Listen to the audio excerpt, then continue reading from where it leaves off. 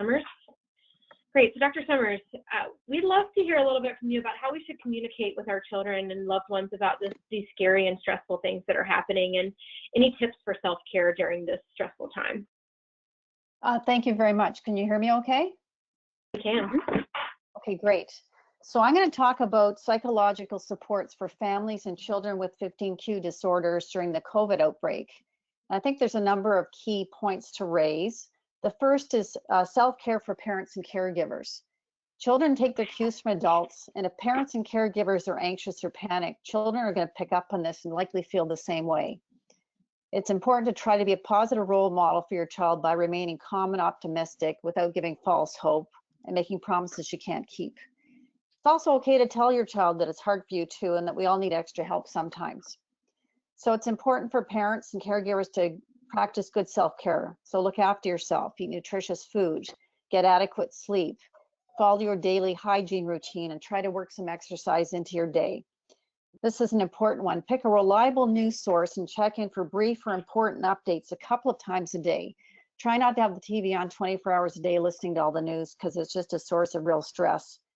Try to focus on what you can control, such as your thoughts and feelings.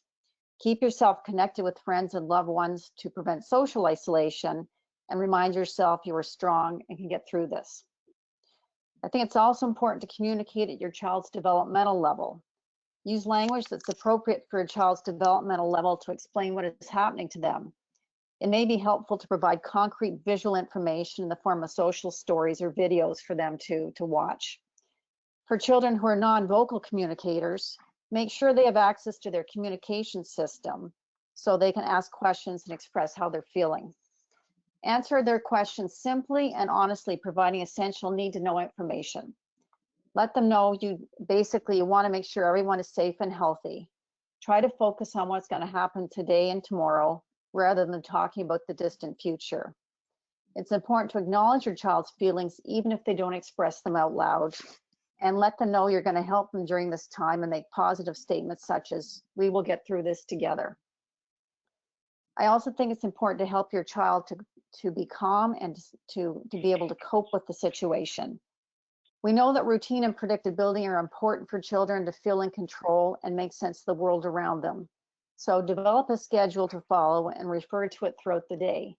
And whenever possible, have your child help you develop the schedule. So involve them in creating the schedule when you can. Make a list of things that are calming for your child, such as taking a bath or watching a favorite video, and add these activities to your schedule. For children who have autistic traits, recognize that repetitive activities or stereotypic motor movements may help to calm them down when they're feeling upset. So you might see an increase in autistic-like behaviors during this time. It's helpful maybe to reduce sensory input. Many children experience sensory overload and can become overwhelmed when the environment is too noisy, it's too crowded or too bright, or there's too many things to look at. It may be helpful to create a calming spot for your child and consider offering them things like noise canceling headphones if they just need a quiet environment. And try to build in calming activities into your child's daily routine, so they have a balance of some stimulating activities and also some calming activities at the same time. I think it's important to watch for changes in your child's behavior. This might be a sign that your child is becoming more stressed or anxious. This could be a new behavior you haven't seen before, or existing behavior that becomes more intense or lasts longer than usual. If possible, try to talk to your child or figure out what might be upsetting them and identify what to do next. It might involve taking them to a quiet space to calm down, or checking the schedule with them to see what's coming up next, or offering different activities for them to choose from. We also know children who are hungry, fatigued, or feel unwell may show changes in their behavior. So it's important to identify and address possible sources of pain or discomfort. You also want to ensure the environment's safe for your child. Sometimes when children get very upset or distressed, they have difficulty controlling their emotions. It can result in a tantrum or a meltdown. If this happens, parents should try to stay calm. Try to direct your child to a safe place where the tantrum can run its course safely. You might have to make the environment safe around the individual by removing furniture or putting cushions down and so on. You also want to stay to supervise to make sure your child is safe and you're safe at the same time. It's helpful to let the meltdown run its course and offer a distraction or solution when it's finished.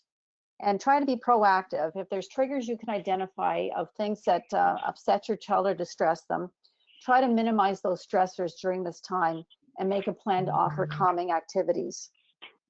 And finally, if you need to seek help, I would suggest reaching out to your care team.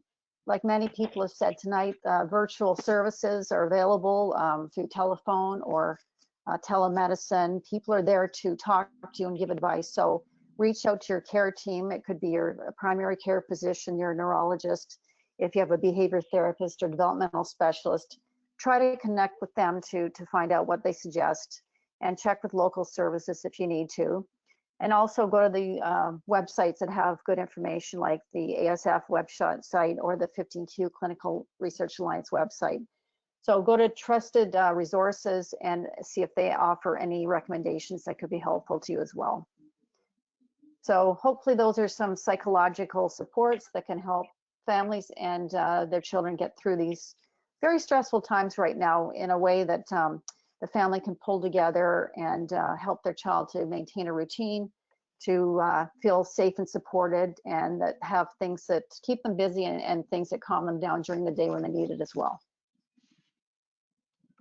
That was wonderful, Dr. Summers. I really appreciate that. You had too many pearls for me to summarize, but we're going to get all of that transcribed out into the community, because I think that there was a lot of value in all the tips that you just gave. That was really wonderful. Okay, Thank you for that. Thank you.